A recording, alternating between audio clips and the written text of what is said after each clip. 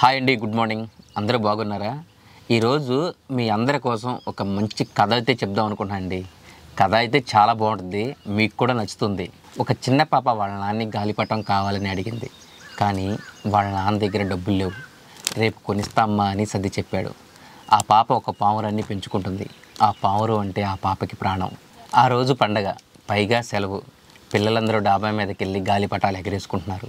అవి చూద్దామని ఆ పాప పావురాన్ని తీసుకొని పైకి వెళ్తుంది. ఆకాశంలో రంగురంగు గాలిపటాలు ఎగురుతూ ఉన్నాయి. అవి చూస్తూ ఆ పాప ఫుల్ ఎంజాయ్ చేస్తుంది. ఈలోగా అదే వయసు ఒక బాబు ఆ పాప దగ్గరికి వస్తాడు. చేతిలో గాలిపటం కూడా ఉంటుంది. పైకి ఎగరేస్తూ ఉంటాడు. ఆ పాపని, ఏంటి నీ దగ్గర ఒక్క గాలిపటం కూడా లేదా? నా దగ్గర చూడు ఎంత పెద్ద గాలిపటం ఉందో, పైకి ఎంత బాగా ఎగురుతుందో అని ఆ పాపని హేళన చేస్తాడు. అలా చూస్తూనే ఆ గాలిపటం తెగి ఎక్కడికో వెళ్ళిపోతుంది. అది చూసి ఆ పిల్లోడు ఏడుస్తూ ఉంటాడు. అప్పుడు ఆ పాప ఆ పిల్లోడి దగ్గరికి వచ్చి, ఏడవకు, గాలిపటం పోతే పోయింది, నా దగ్గర పావురం ఉంది కదా, అది ఎగరేద్దామని ఆ ఇద్దరు ఆ పావురాన్ని ఎగరేస్తారు. అది ఆకాశంలో చక్కెర్లు కొట్టి తిరిగి ఆ పాప భుజం మీద వాలుతుంది. అది ఆకాశంలో తిరిగినంతసేపు ఆ పాప నవ్వుతూ దాని వైపు చూస్తూ ఉంటుంది. అది గమనించిన ఆ అబ్బాయి, నీకు భయం లేదా అని అడుగుతాడు. నేను ఆకాశంలో గాలిపటం ఎగరిస్తున్నంతసేపు నాకు టెన్షన్గానే ఉంటాను, నువ్వు అంత హ్యాపీగా ఎలా ఉండగలుగుతున్నావు అని అడిగాడు. అప్పుడు ఆ పాప అంటుంది, నీ గాలిపటం మీద నీకు నమ్మకం లేదు, ఇష్టం మాత్రమే ఉంది. అది ఎక్కడ దారి తప్పుద్దో అని దారం కట్టి ఎగరేస్తున్నావు. దారం ఉన్నంత వరకే గాలిపటం ఎగిరేది. ఒక్కసారి దారం తెగితే ఆ గాలిపటం ఎటు వెళ్ళిపోతుందో లేదా ఎక్కడ చిక్కుకుంటుందో. అదే నా పావురం అనుకో, దానికి స్వేచ్ఛనిచ్చి పెంచాను. పంజరంలో పెట్టి బలవంతంగా పెంచి ఉంటే నీ గాలిపటం లాగా ఎటో ఎగిరిపోయేది. ప్రేమతో పాటు ఫ్రీడమ్ కూడా ఇచ్చాను కాబట్టి నన్ను వదిలి ఎక్కడ పోదు. ఎందుకంటే దానికి నా మీద నమ్మకం, బాగా చూసుకుంటానని, బంధించనని. అందుకే నన్ను వదిలి ఎక్కడికి పోదు. ఆకాశం అంత ఎత్తులో ఎగిరినా, లోకమంతా చుట్టూ వచ్చినా నా దగ్గరికే వస్తుంది అని నవ్వుతూ ఆ పాప ఆ పావురాన్ని తీసుకొని అక్కడి నుంచి వెళ్ళిపోతుంది. ఈ కథలో మనం తెలుసుకోవాల్సిన విషయం ఒకటి ఉందండి. కొన్ని బంధాలు మనం పట్టుకున్నంత వరకే ఉంటాయి. వదిలిన ఒక క్షణంలో మనల్ని వదిలిపెట్టి వెళ్ళిపోతాయి, దారం తెగిన గాలిపటంలా. కానీ కొన్ని బంధాలు ఎన్ని అడ్డంకాలు వచ్చినా, ఎన్ని అవకాశాలు వచ్చినా, మనం తాడు కట్టి బంధించినా అవి మనతోనే ఉంటాయి. కొన్నిసార్లు ఏ బంధుత్వం లేని బంధాలు చాలా బలంగా ఉంటాయి. కొన్నిసార్లు రక్త సంబంధం ఉన్న బంధాలు చాలా బలహీనతంగా ఉంటాయి, ఆ దారంలాగా. ఇంతకీ మీ బంధం ఎలా ఉంది? ఆ గాలిపటం లాగానా, లేకపోతే ఈ పావురం లాగానా? కామెంట్స్ పెట్టమని అయితే అన్నాను, ఎందుకంటే మీకు మీరు తెలుసుకుంటే చాలు. బావా, కథ ఎంత బాగుందో తెలుసా? సూపర్ బావా. ఇది ఎక్కడో చదివింది కాదు, విన్నది కాదు, నేను రాసుకున్న కథే. ఇంకొకసారి మనం రాసుకున్న కథల్లో మనకు తెలియకుండానే మన పాత్ర ఉంటుంది. లైఫ్లో కొన్ని ఎక్స్పీరియన్స్లు ఇలా కథల రూపంలో మనకు బయటపడతాయి. కానీ రియల్ లైఫ్లో నా పావురం నన్ను చేరుకుంటుందో లేదో కాలమే డిసైడ్ చేస్తుంది. నేను పెట్టుకున్న నమ్మకం నిజమైతే తప్పకుండా చేరుతుంది. అర్థమైనట్టు ఉంది కానీ ఏం కాలేదు బావా. నువ్వు ఇప్పుడు అర్థం చేసుకొని మాత్రం ఏం వదిలేస్తావు? సర్లే కానీ నువ్వు మన పెరట్లో వంకాయలు ఉన్నాయి కదా, వెళ్ళి కోసుకొని రా. ఈ లోపు నేను పచ్చిమిరకాయలు, ఉల్లిపాయలు కట్ చేస్తాను. సరే. చూశారు కదండి మన పెరట్లో వంకాయ చెట్లు. కాయలు అయితే బాగా కాసినాయండి. ఇప్పుడు వీటిని మనం కోసుకుందాం.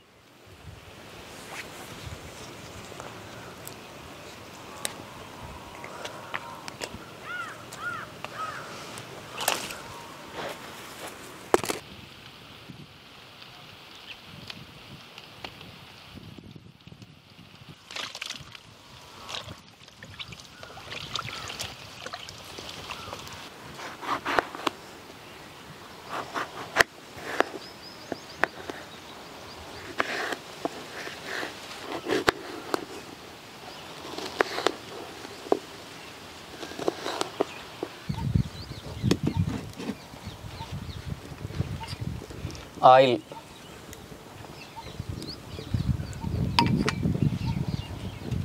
ఈ ఆయిల్ కాగిన తర్వాత పోపు దినుసులు వేసుకోవాలి.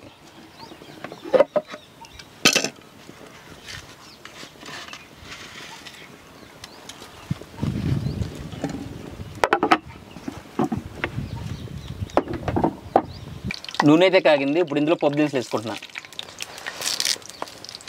అలాగే కరివేపాకు కూడా వేసుకుంటున్నా.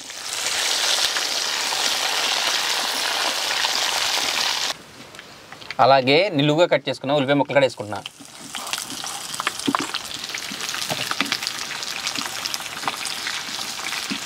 తర్వాత పచ్చిమిరపకాయ ముక్కలు కూడా వేసుకుంటాను.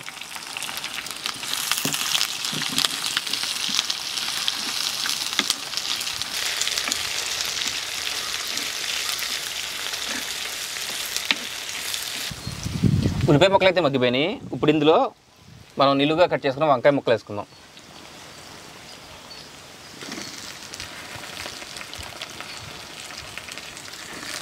కాయలు బాగున్నాయిరా.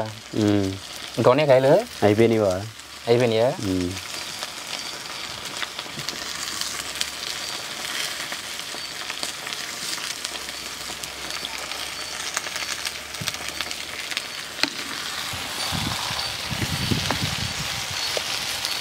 అలాగే రుచికి సరిపడా సాల్ట్ కూడా వేసుకుంటున్నాను.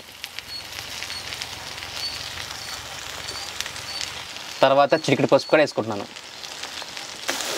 ఇప్పుడు ఈ వంకాయ ముక్కలన్నీ బాగా మగ్గనివ్వాలి.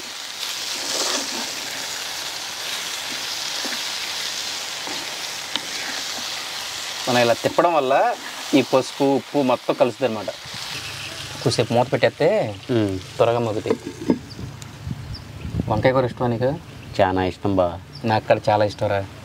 చాలామందికి వంకాయ టమాటా, వంకాయ ఎన్నెత్తళ్ళు, వంకాయ పచ్చడి, వంకాయతో ఏ కాంబినేషన్ అయినా సరే చాలా అంటే చాలా బాగుంటుందండి.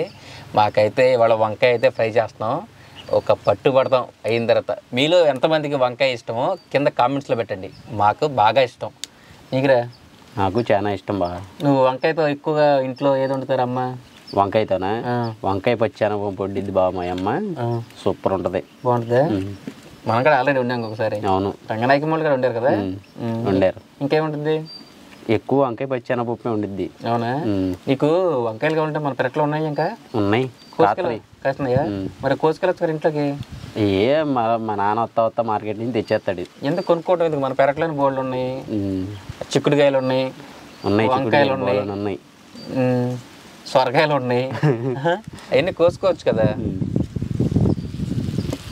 మగ్గిపోయినాయి ఈరోజు చాలా మట్టుకు. అలాగే ఒక చెంచాడు కారం కూడా వేసుకుంటున్నాను.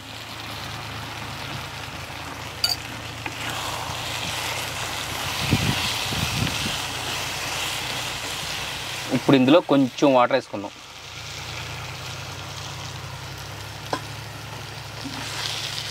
కర్రీ అయితే రెడీ అండి. ఇంకా లేట్ చేయకుండా ఒక పట్టు పడదాం.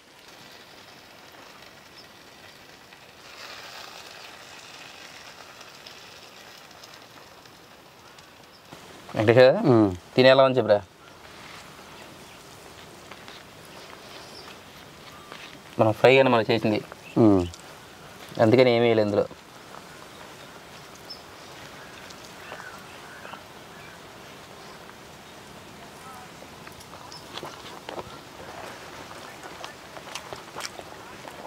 ఎలా ఉందా? బాగుంది బా. కరెక్ట్గా సరిపోయినాయి.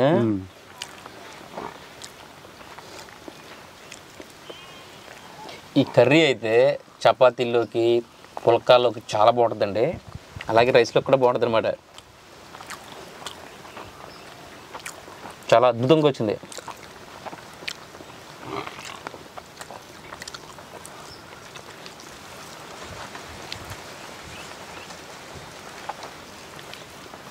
అన్నీ కరెక్ట్గా సరిపోయినాయిరా. కోల్డా? ఇదే ఓ రోజు మనం ఏం చేద్దామంటే పాయ చేద్దాం. రేపు ఎల్లుండో పాయ చేద్దాం. మొత్తం కోల్డ్ గిల్డ్ మొత్తం ఎగిరిపోతాయి అంతే. అక్కడ తిన్నట్టు రాదు బాబు మనం చేస్తే. ఎందుకు మరిగించాలి కానీ, లేదా వెళ్ళి తినొద్దాం. వెళ్ళి తినొద్దాం. కొంచెం ప్రాసెస్ ఎక్కువ కదా అది. అంటే కనీసం ఒక 4-5 గంటలను మరగాలి కదా.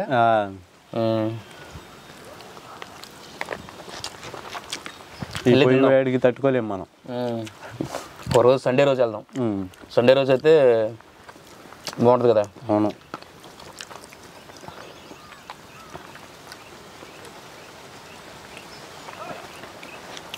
మా వీడియో కనుక మీకు నచ్చితే లైక్ చేయండి. అలాగే మీ ఫ్రెండ్స్కి, మీ ఫ్యామిలీ మెంబర్స్ అందరికీ షేర్ చేయండి. ఈలోపు మేము వేడి వేడి కర్రీతో ఒక పట్టు పట్టాల్సిందే. టేస్ట్ అలా ఉందన్నమాట.